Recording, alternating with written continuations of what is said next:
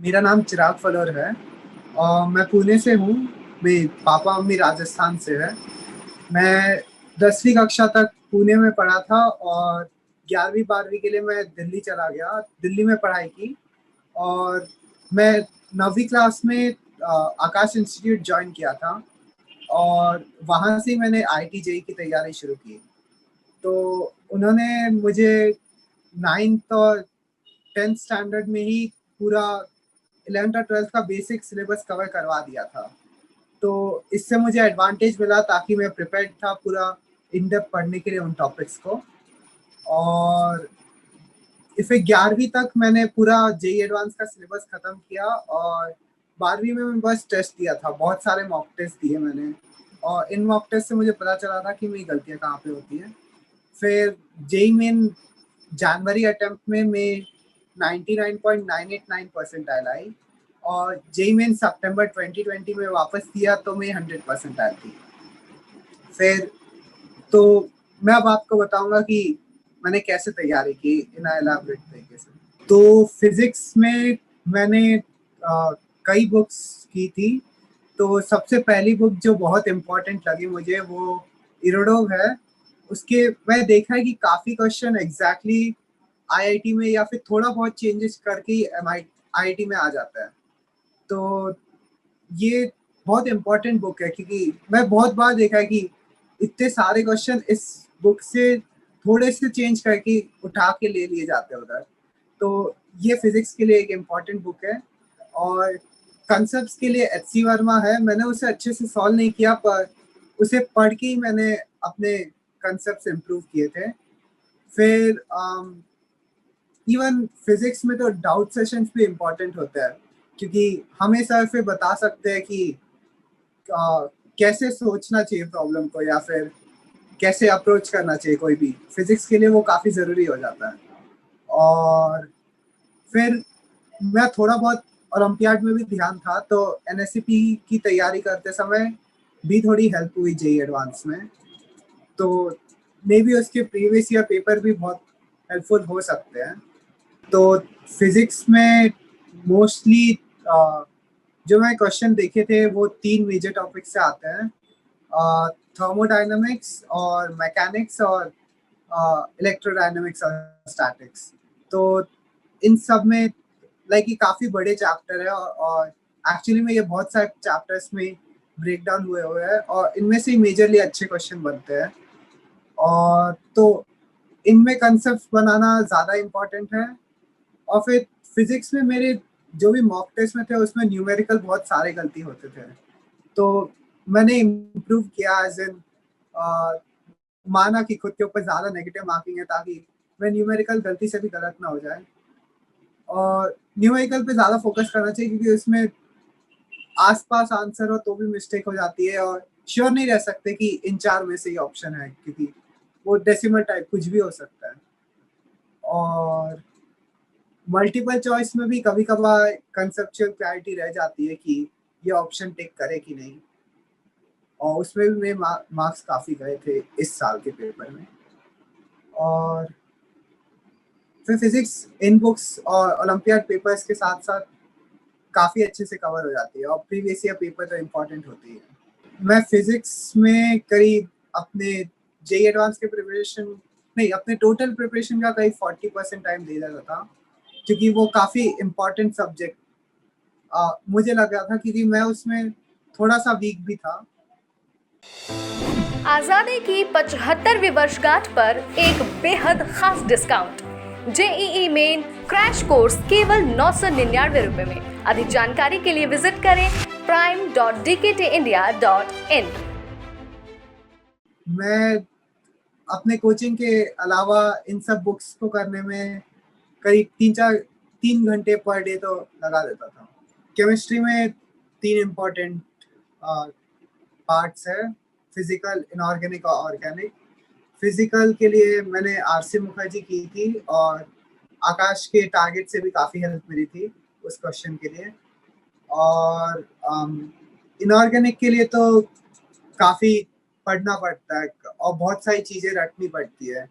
तो मैंने एक तो JD ली से जो भी इम्पोर्टेंट पॉइंट्स थे वो उठाए थे, और एक गूगल है वो क्वालिटेटिव एनालिसिस के लिए इम्पोर्टेंट है, तो उसके लिए मैंने मेमोरी कार्ड्स बना दिए थे ताकि मैं रिपीटेडली देखते जाऊं उन्हें, और उससे मुझे हेल्प मिली ज़्यादा टाइम के लिए रिमेम्बर करने के लिए। और इतना टाइम भी नहीं लगता था, कई 15 मिनट पर डे लगता था मेमोरी कार्ड्स को देखने में। और फिर ऑर्गेनिक में तो काफ़ी एक्सपीरियंस की ज़रूरत है, बहुत सारे क्वेश्चन करने में हेल्प मिल जाती है कि कैसे क्या रिएक्शन करना होता है, और किस तरीके से कौन से प्रोडक्ट कब बनाने चाहिए, ये सारी चीज़ें तो एक्सपीरियंस के साथ ही सीखने को मिलती है। तो ऑर्गेनिक केमिस्ट्री में बहुत सारे क्वेश्चन करना ज़रूरी है, और मैंने उसके लिए MS चौहान की थी, और आकाश के टारगेट से भी बहुत, उनको तो पूरा कंप्लीट ही किया था ताकि मुझे पूरे क्वेश्चंस मिल जाए।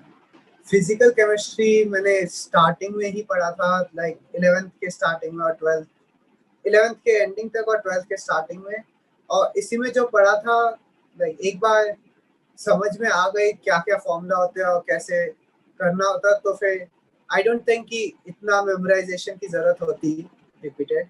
तो इनऑर्गेनिक मैंने एंड ऑफ 12th में की थी करीब करीब, जो भी लॉकडाउन का पीरियड था, ताकि वो फ्रेश रहे मेरे मेमोरी में।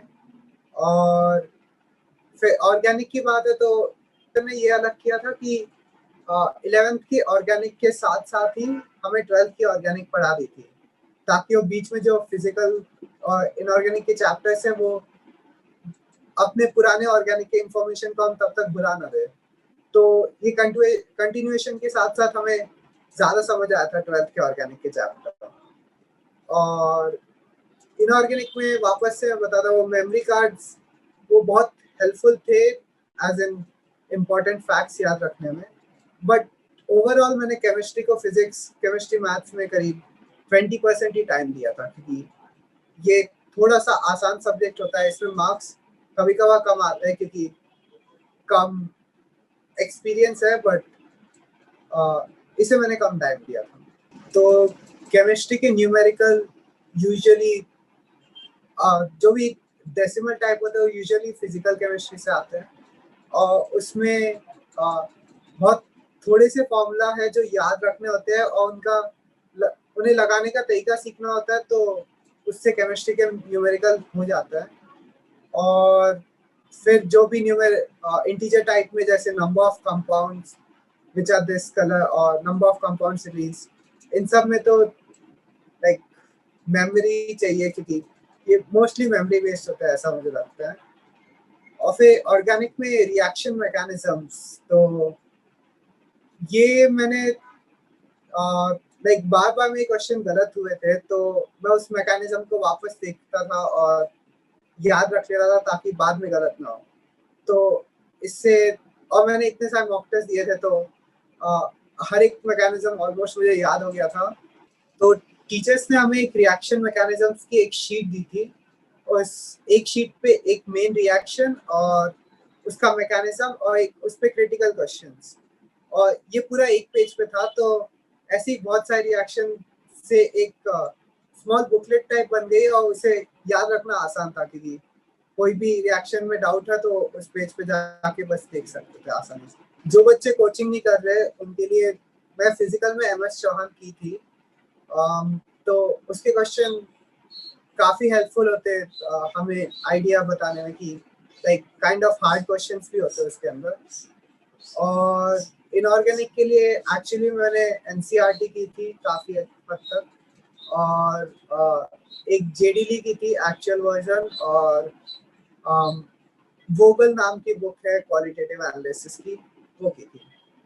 तो इन सब में मोस्टली बार बार पढ़ना और रटना ही होता है। और ऑर्गेनिक में मैंने MS चौहान की एडवांस वाली बुक की थी, तो उसमें सोल्यूशन देख के भी हेल्प मिल जाती है, क्योंकि कभी कभार आइडिया नहीं होता कि आंसर क्यों है, पर सोल्यूशन से मिल जाता है, वो भी हेल्पफुल थी। और उसमें चार्ट्स भी आते हैं ताकि याद रखने में आसानी हो। मैथ्स में एक मेन टॉपिक जो बहुत इम्पोर्टेंट लगा है मुझे, वो इंटीग्रल्स और लाइक डिफरेंशियल्स एंड इंटीग्रल्स है। वो काफ़ी मेजर पार्ट होता है पेपर का। और फिर I think second important topic 3D geometry, vectors और वैसी चीज़ें हैं। तो इंटीग्रल्स में तो बहुत अच्छे क्वेश्चंस मिल जाते हैं ऑनलाइन, कि बहुत सारे कॉम्पिटिशन इंटीग्रेशन के ऊपर ही होते हैं, तो उनके अच्छे क्वेश्चंस मिलना आसान है। तो मैंने वो सब किए थे और वो काफ़ी इंटरेस्टिंग भी होते हैं, क्योंकि लेकिन वो प्रैक्टिस के लिए होता है, क्योंकि कभी कभार 1 घंटा लग जाता है एक इंटीग्रल पे। तो काइंड ऑफ वो प्रैक्टिस के लिए ही है।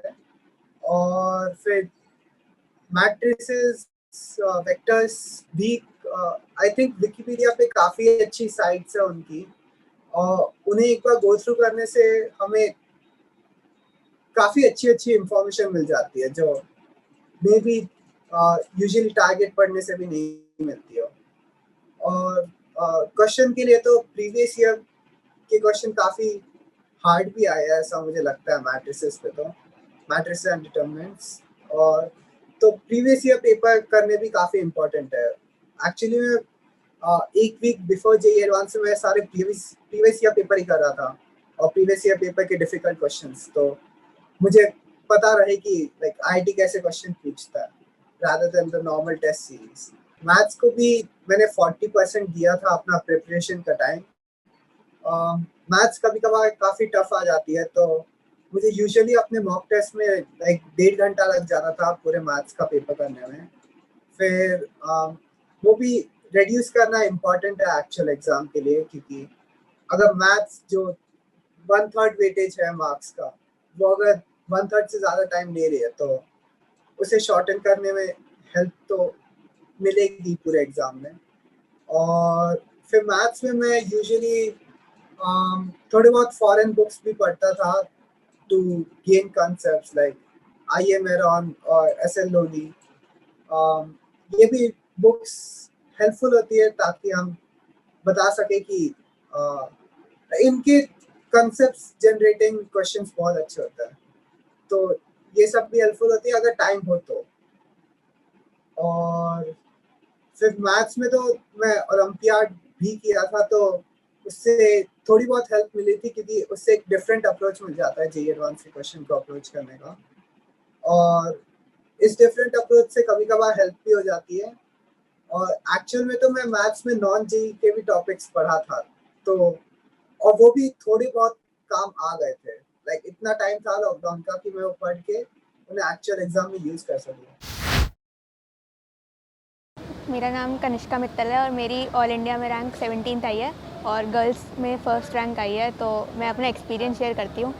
मैंने 10th तक तो कोई भी इंजीनियरिंग की तैयारी नहीं करी थी, पर फिर मैं 11th में कोटा आई थी, और उस समय तो ये था कि टॉप 1000 टॉप 2000 में रैंक आएगा, तो उसमें हम बहुत खुश होंगे, पर इतना एक्सपेक्ट नहीं किया था। तो जब मैंने तैयारी करना शुरू किया, तो स्टार्टिंग में फिजिक्स केमिस्ट्री मैथ्स में मुझे लगता था कि सब में सेम तरह से पढ़ाई करने से काम हो सकता है, पर फिर वो बाद में धीरे धीरे इंसान खुद ही अपना गलतियों से समझ में आता है कि अच्छा नहीं, ऐसे नहीं करना है। तो फिज़िक्स में तो आप बेसिकली नोट्स पे अगर ध्यान दें, मतलब क्या लिखा है, एक एक चीज़ पे खुद का आप एनालिसिस करें कि ऐसा लिखा है तो मैंने ऐसा क्यों लिखा है, इन डेप्थ जाएंगे तो उससे बहुत हेल्प मिलता है। और बाकी एचसीवी करी थी मैंने, और उसके अलावा तो एलन के मॉड्यूल किए थे। मैथ्स में फॉर्मूले सारे अच्छे से याद हों, जो मतलब जो चीज़ें टिप्स पे होनी चाहिए वो टिप्स पे होनी चाहिए। प्रैक्टिस करते रहें, और मतलब ज़्यादा सवाल नहीं, पर जितने भी सवाल करें वो सब अच्छे से पता होना चाहिए कि मैंने इसमें क्या किया और क्यों किया है। और केमिस्ट्री में बोलें तो केमिस्ट्री में फिज़िकल केमिस्ट्री में तो मैथ्स जैसे ही है, उसमें भी आपको फॉर्मूले याद होने चाहिए कि किस टाइप के क्वेश्चंस में क्या करना है। और IOC के लिए NCERT बहुत ज़रूरी है, मतलब सारे रिएक्शन रिएजेंट जो भी है उसमें भी किसी और बुक की ज़रूरत नहीं है। मतलब मैंने तो नहीं की थी NCERT के अलावा कुछ, तो मेरे ख्याल से इतना जो भी टीचर्स आपको जो भी गाइड कर रहे हैं उस समय उनकी बात सुनिए, उसके अलावा कुछ उसके बाहर जाने की ज़रूरत नहीं है। तो इतना करने से हो सकता है, मतलब मैंने भी कर लिया था, कोई भी कर लेगा।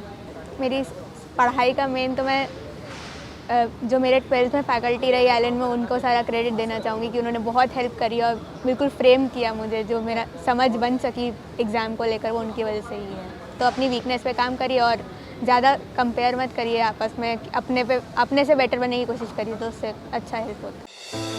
आज़ादी की 75वीं वर्षगांठ पर एक बेहद खास डिस्काउंट।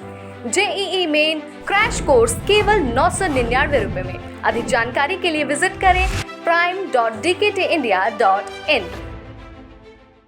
पढ़ाई के टाइम दिक्कत तो थोड़ा फ़ोन की वजह से होता था कि स्ट्रेन पड़ रहा है, पर फिर वो धीरे धीरे आदत हो गई तो कुछ खास नहीं। जब कोचिंग चल रही थी तब तो 5 घंटे की कोचिंग के अलावा 6 to 7 आवर्स का सेल्फ स्टडी हो जाता था, और बाकी जब लॉकडाउन हुआ तो 8 to 10 आवर्स का एवरेज होता था। फोकस मैंने ये था कि ज़्यादा पे नहीं, जो भी कर रहे हो वो ज़्यादा अच्छे से होना चाहिए। मतलब कि ऐसा होता है बहुत बार कि ये भी कर लें ये भी कर लें, पर जितना काम है हमारे पास वो बिल्कुल अच्छे से करेंगे तो उससे बहुत हेल्प। सारा आइलैंड का मटेरियल जो भी सर देते थे वो कम्प्लीटली 2 से 3 बार लगाया है। उसके अलावा HCV के वर्कड आउट एग्जाम्पल्स और ऑब्जेक्टिव 1 ऑब्जेक्टिव 2 के और कोई साइड बुक मेरे ख्याल से ज़रूरी नहीं है जेई के लिए। फिजिक्स में ही मतलब कि बिल्कुल ऐसा नहीं है कि सब ऊपर ऊपर से पढ़ने से काम नहीं चलेगा। थोड़ा इन डेप्थ जाके आप जब तक अपने खुद के डाउट्स क्लियर नहीं करेंगे तब तक सब्जेक्ट पे वो क्या कहते हैं, सब्जेक्ट पे आपको गेन तभी मिलेगा जब आप बिल्कुल अच्छे से डीप में जाके पढ़ाई करेंगे। केमिस्ट्री में NCERT मेरे ख्याल से तो IOC के लिए सबसे ज़्यादा ज़रूरी मुझे लगती है कि NCERT, और मेंस के टॉपिक्स के लिए भी NCERT बहुत ज़्यादा ज़रूरी है। उसके अलावा तो उसमें भी जो सर आपको नोट्स दें वो काफ़ी है, और आइलैंड का मॉड्यूल मैंने किया था, तो आप जो भी मॉड्यूल्स वगैरह हैं ज़्यादा एक्स्ट्रा करने की ज़रूरत नहीं है मेरे ख्याल से। मैथ्स में तो प्रैक्टिस, मतलब फॉर्मूले अगर आपको याद है तो बस प्रैक्टिस करते जाइए, ज़्यादा सवाल नहीं, पर जो भी सवाल करें वो बहुत अच्छे से करे होने चाहिए कि आपको पता है कि मैं कर क्या रहा हूँ, क्यों कर रहा हूँ उस सवाल में। दूसरों के लिए कहना चाहूँगी कि एक हेल्दी कंपटीशन ज़रूरी होता है, पर ऐसा नहीं है कि दूसरे अच्छा कर रहे हैं तो उससे आप डीमोटिवेट हो, और खुद पे भरोसा रखिए, आपको खुद पता चल जाएगा एक पॉइंट पे आके कि मैं क्या कर सकती हूँ और क्या नहीं। Hello everyone, my name is G. Bhuvan Reddy. I have secured All India Rank 2 in JEE Advanced 2020. I am from Andhra Pradesh. Today, I am here on Delhi Knowledge Track to share you my experiences during the JEE preparation. I joined in a coaching institute and I studied for 12 hours per day in the last 2 years. And I feel joining a coaching institute would be helpful because they make a good schedule for us, and they conduct exams and give assignments for us, and they clear our doubts at any time. As all of you know, it consists of 3 subjects: maths, physics, and chemistry. And I feel that we should give equal importance to all the 3 subjects. So now I'll start with physics. In physics, the first most important thing was to listen to the classes properly and understand the concepts well, which is very important for JEE Advanced exam. And after that, we need to practice. And for practice, I first solved HC Verma, exercise 1 and 2 problems. Then I solved Irido. After Irido, I solved worksheets given by my teacher and cleared all my doubts in that. And I I tried to solve a problem in 1 or 2 different methods because it helps you to understand the subject well. In physics, the major topics are mechanics, electricity and magnetism, optics, thermodynamics, and modern physics. First of all, in mechanics, mm, the most important thing is to solve many problems. Practice is the important thing for mechanics. In electricity and magnetism, you need to understand the concepts well, and you need to practice also. Modern physics and optics are mostly formula based. You have to remember all the formulas, then solving the problems would be easy. And thermodynamics, you need to understand the concept little bit, and you have to practice more problems. For physics, solving Olympiad papers is also helpful for JEE preparation. Actually, I solved Olympiad papers during my preparation of second level Olympiad. It would be helpful for JEE Advanced also, and I gave like 35% of my time to physics almost. And in physics, the most important topics are mechanics and uh, electrodynamics. Coming to chemistry, chemistry has 3 branches: physical, organic, and inorganic chemistry. Um, let's start with physical chemistry. In physical chemistry won't trouble you much compared to organic and inorganic, because physical chemistry is the questions in physical chemistry are mostly uh, formula based, and in physical chemistry you have some topics like gas state thermodynamics, where you need to have a good conceptual clarity. For these topics, I studied in Peter Atkins and NCERT. to get the conceptual clarity. And in the remaining topics, uh, I feel that NCERT and the class notes given by my lecturers for it was enough. And for problem solving, I would tell Narendra Avasti and is a good book. And I also solved Neeraj Kumar. It also has good collection of problems. And for surface chemistry, I just did NCERT and nothing else. You have to read NCERT patiently for surface chemistry actually. And there won't be too many formulas in physical chemistry. And you can remember all the physical chemistry formulas quite easily. And an important thing in physical chemistry is you have to do numericals accurately, because like now JEE exam has numerical type questions, and this year there are mostly from the numericals were mostly from physical chemistry. So you need to be accurate in the numericals, and that comes by practice only. The second part is organic chemistry. In organic chemistry, uh, I read NCERT once, and I thoroughly read my class notes given by my teacher, and I solved the assignments given by my teacher, and I didn't follow any reference book for organic chemistry. That was enough for me. And